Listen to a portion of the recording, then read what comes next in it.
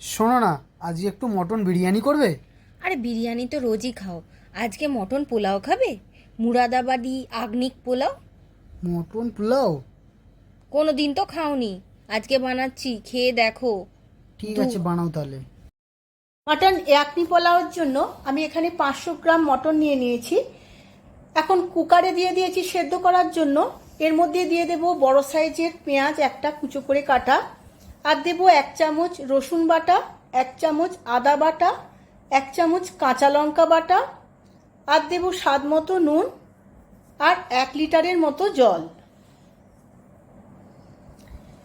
এবার ঢাকনা দিয়ে 10 মিনিট সেদ্ধ করে নেব, মানে 50% মটনটা সেদ্ধ করে নেব।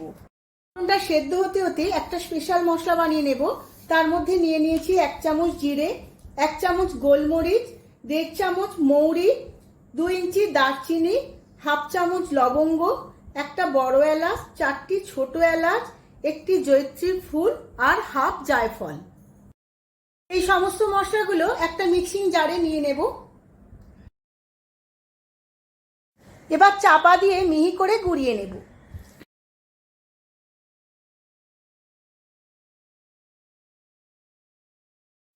এখন একটা কড়াই তেল বসিয়ে নিয়েছিলাম, তেলটা গরম হয়ে গেছে। এখন বেরেস্তাটা বানিয়ে নেওয়ার জন্য একটা পেঁয়াজ সরু সরু করে কেটে নিয়েছি। এইভাবে ভেজে আমি বেরেস্তাটা বানিয়ে নেব।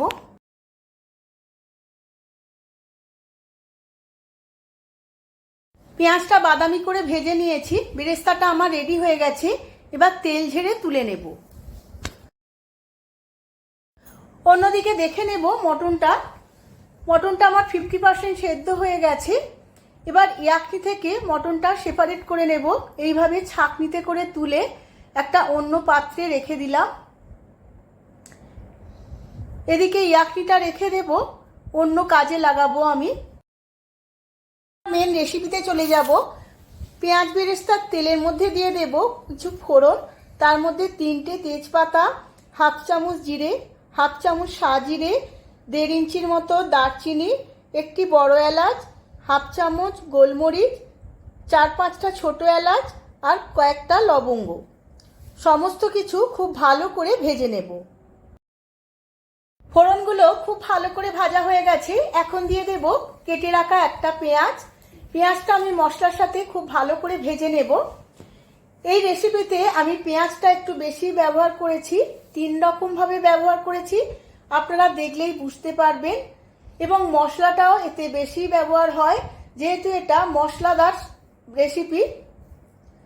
পেঁয়াজটা খুব ভালো করে মশলার সাথে ভাজা হয়ে গেছে। এখন দিয়ে দেব 1 চামচ আদা রসুন বাটা।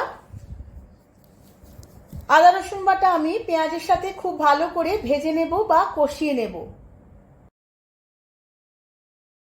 সমস্ত মশলাটা কষাতে কষাতে দিয়ে দেব অল্প একটু চর্বি। এই চর্বি দিলে এই রেসিপির টেস্ট দ্বিগুণ বেড়ে যায়। চর্বিটা কষানো হয়ে গেছে। এবার দিয়ে দেব সেদ্ধ করে রাখা মটনটা দিয়েও আমি মশলার সাথে 5 মিনিট কষিয়ে নেব।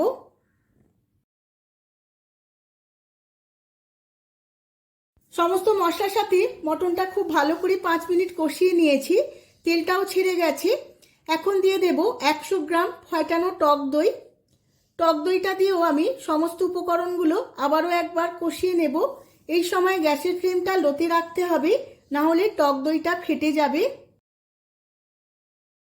সমস্ত মশলা এবং টক দইয়ের সাথে মটনটা খুব ভালো করে কষানো হয়ে গেছে, তেলটাও ছেড়ে দিয়েছে। এখন দিয়ে দেব আগে থাকতে বানানো মশলার হাফ। আমি হাফটা পরে ব্যবহার করব। মশলার সাথেও আমি মটনটা খুব ভালো করে আবারও 2-1 মিনিট কষিয়ে নেব। এই রেসিপির মধ্যে হলুদ বা লঙ্কার গুঁড়ো কিছুই ব্যবহার করব না। মশলাটা আমার কষানো হয়ে গেছে। অন্যদিকে আমি 1.5 ঘন্টা আগে দেরাদুন রাইস চাল 1 কিলো ভিজিয়ে দিয়েছিলাম। চালটা খুব ভালো করে ভিজে গেছে। দেখুন বন্ধুরা, আধখানা হয়ে ভেঙে যাচ্ছে। চালটা খুব ভালো ভিজে গেছে।